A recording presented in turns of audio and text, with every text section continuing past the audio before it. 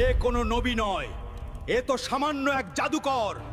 আজই এর ভণ্ডামি আমি শেষ করে দেব। ফেরাউন রাজ্যের সব ভয়ঙ্কর জাদুকরদের ডাকল মূসা নবীকে অপমান করতে। যদি তুমি আমার জাদুকরদের এই লড়াইয়ে হারাতে পারো, তবেই আমি সবার সামনে তোমার রবের ওপর ঈমান আনব।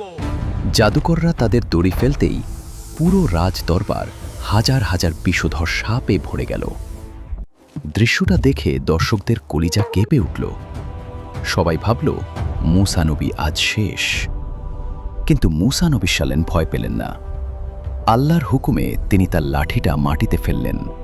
তখন এমন এক অলৌকিক ঘটনা ঘটল যা বিজ্ঞান আজও ব্যাখ্যা করতে পারেনি।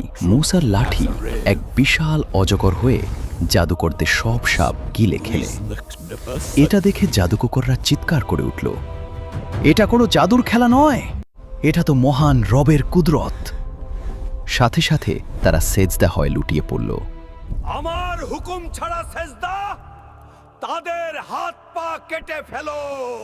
তবুও তারা ঈমান ছাড়ল না। ঈমান কাকে বলে শিখলেন?